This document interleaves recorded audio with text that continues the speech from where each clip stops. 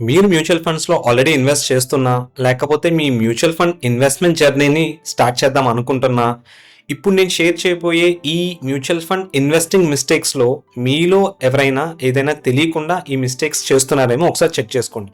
ఒకవేళ మీ జర్నీ ఇప్పుడే స్టార్ట్ చేస్తున్నట్టయితే ఈ మిస్టేక్స్ ఏమి మీరు చేయకుండా ఉంటే గనక మీ ఇన్వెస్ట్మెంట్ జర్నీ సక్సెస్ఫుల్గా ఉండడానికి అవకాశాలు ఎక్కువ ఉంటాయి. సో వీడియోలోకి వెళ్ళిపోయే ముందు, నా పేరు నరేంద్ర, నేను మనవి వెల్త్ ప్రైవేట్ లిమిటెడ్ కంపెనీని రిప్రజెంట్ చేస్తున్నాను. నేను ఒక సర్టిఫైడ్ ఫైనాన్షియల్ ప్లానర్ని.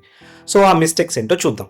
ఫస్ట్ థింగ్, ఎప్పుడు మీ మ్యూచువల్ ఫండ్ స్కీమ్ 10 రూపీస్లో ఉందా, 20 రూపీస్లో ఉందా, లేకపోతే తక్కువ ఎన్ఏవీలో ఉందా అంటే ఎన్ఏవీని బేస్ చేసుకుని ఫండ్స్ని దయచేసి ఇన్వెస్ట్మెంట్ చేయకండి.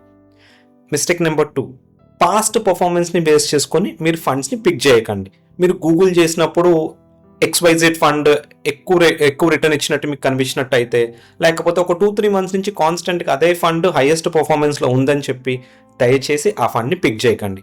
అండ్ థర్డ్ మిస్టేక్, యూట్యూబ్ చూసి గూగుల్లో సెర్చ్ చేసి మీ ఫండ్స్ని, మీ పోర్ట్ఫోలియోస్ని దయచేసి క్రియేట్ చేయకండి. And last but not least, me risk appetite తెలుసుకోకుండా ఏ కేటగిరీ ఆఫ్ మ్యూచువల్ ఫండ్ స్కీమ్లో ఎలాంటి రిస్క్ ఉంటుంది, అది ఎలాంటి రిటర్న్ని, ఎలాంటి ఎక్స్పీరియన్స్ని మీకు ఇస్తుందో తెలియకుండా దయచేసి మీ ఫ్రెండ్స్ చెప్పారనో, లేకపోతే యూట్యూబర్స్ చెప్పారనో, లేకపోతే మీడియాలో ఒక పర్టికులర్ స్కీమ్ గురించి డిస్కస్ చేస్తున్నారనో ఇన్వెస్ట్మెంట్ చేయకండి.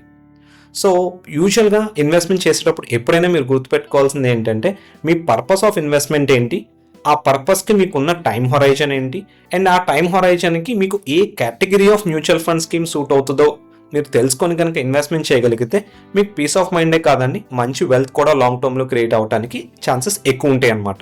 సో ఈ వీడియోలో షేర్ చేసిన కంటెంట్ కనుక మీకు హెల్ప్ అవుతుందని మీరు భావించినట్టయితే సో లైక్ చేయండి, షేర్ చేయండి అండ్ కామెంట్ కూడా చేయండి. Keep watching us. Thank you.